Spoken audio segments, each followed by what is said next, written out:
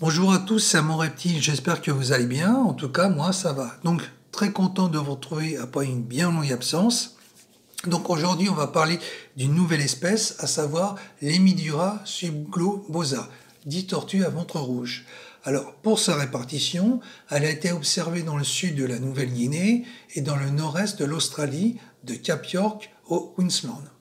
Alors, c'est d'ailleurs une tortue qui a été découverte très récemment en Australie, donc en 1975 pour être précis, par Coger, et l'on fut étonné de la trouver justement sur ce continent.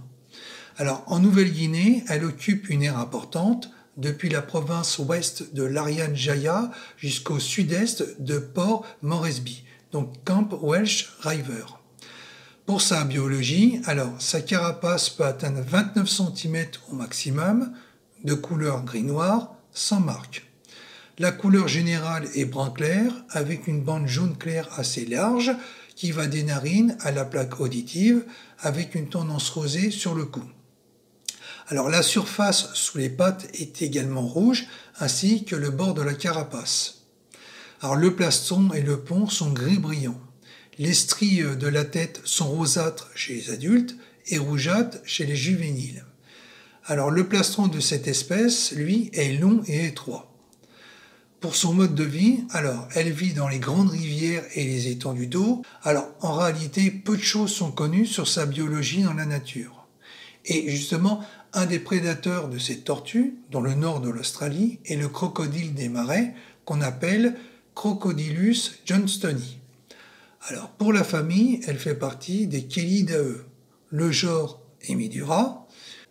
Pour la sous-espèce, deux sous-espèces ont été décrites, à savoir l'Hemidura subglobosa, donc en rouge sur la carte, et l'Hemidura subglobosa vorelli, en mauve sur la carte.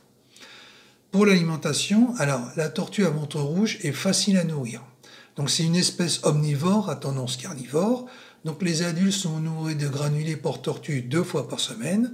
À cela s'ajoute 1 à 2 fois par semaine des crevettes, des moules, des morceaux de poisson, de poulet, de viande rouge. Pour les végétaux, de l'endive et les fruits distribués seront de la pomme et de la banane. Alors, occasionnellement, des blattes, donc des Nophoeta cinerea, peuvent être offertes pour varier l'apport carné. Alors, pour la maintenance, cette espèce tropicale ne supporte pas le froid, comme beaucoup d'espèces tropicales, et l'élevage se fera uniquement en intérieur. Ça, c'est très important. Alors, c'est l'espèce du débutant par excellence. Elle est colorée, vive, non agressive et active toute l'année, ce qui est parfait. Alors, son élevage ne présente pas de difficultés particulières. Donc, excellente nageuse, l'Hemidura à ventre rouge bénéficie d'un bac caractérisé par une large partie aquatique et aussi une plage d'insolation. Alors, le niveau d'eau, lui, varie de 20 à 35 cm. Et pour les jeunes individus, le niveau d'eau doit être égal à la longueur de la carapace. Alors, pour le type de bac, il y a deux options. Soit opter pour un aquarium de 1,50 m par 50 par 50, ce qui est le minimum pour un couple, ou alors se diriger vers un bac en plastique de marque Laguna, par exemple, de 1,20 m par 80 par 50.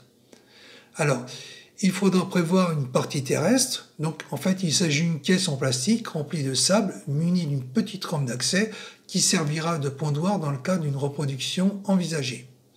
Alors la taille des caisses est de 30 par 40 par 30. Le sol, lui, sera laissé nu pour des facilités de nettoyage. Alors pour la partie électrique, il faudra prévoir une ampoule chauffante du type Solaraptor, donc qui fait UV et chaleur, d'une puissance de 70 watts, donc avec son ballast. À cela, il faudra rajouter un thermoplongeur de 300 watts, voire 2 thermoplongeurs. Donc ça, c'est à voir en fonction de la température intérieure de son appartement. Et le tout sera complété par un thermomètre d'aquarium. Alors, très important également, il faudra également inclure dans tout ça une pompe filtrante de très bonne qualité, j'insiste dessus, qui sera indispensable pour offrir une bonne hygiène de l'eau. Cette capacité filtrante de cette pompe sera de 5 à 10 fois pour le volume total d'eau par heure. Alors, peut-être faudra-t-il envisager l'achat de 2 pompes filtrantes. Donc ça, c'est à voir. Donc, un programmateur d'horaire complétera l'installation, mais seulement pour l'éclairage. Les autres équipements électriques restant branchés en permanence. Alors pour la partie décorative, qui est très importante pour le bien-être de la tortue, on pourra s'orienter vers une plante aquatique flottante, donc précisément une Ceratophyllum dermasum, qui se trouve dans toute bonne animalerie et qui sera laissée flottante à la surface. Et on va compléter ça par un poster qui garnira le fond de l'aquarium, ou mieux qui garnira les 3/4 de l'aquarium. Alors pour le temps d'éclairage, donc qui est basé sur la Nouvelle-Guinée, il sera de novembre à avril de 10 heures par jour, donc ce qui correspond à la saison des pluies, et de mai à octobre, 12 heures par jour, ce qui correspond à la saison sèche. La température, elle sera comprise de 25 à 28 degrés, donc pour l'eau, et de 30 à 32 degrés pour l'air. L'hygrométrie, elle sera entre 80 et 90%, et pour l'hibernation, il faut savoir que cette espèce n'est pas soumise à l'hibernation. Alors ensuite, pour le dimorphisme sexuel. Alors le dimorphisme sexuel est très bien marqué dès que les tortues atteignent 13 à 14 cm. Alors les mâles ont une queue très longue, alors que les femelles ont une queue courte. Alors la tête des mâles est plus fine et ils sont généralement plus petits que les femelles. Alors pour la reproduction et la ponte, il faut savoir que cette espèce se reproduit couramment en captivité. Donc la taille minimale pour pondre est de 15 cm pour une femelle. Alors, en captivité, les femelles peuvent pondre toute l'année jusqu'à 4 fois par an. Dans la nature, par contre, les femelles pondent en septembre.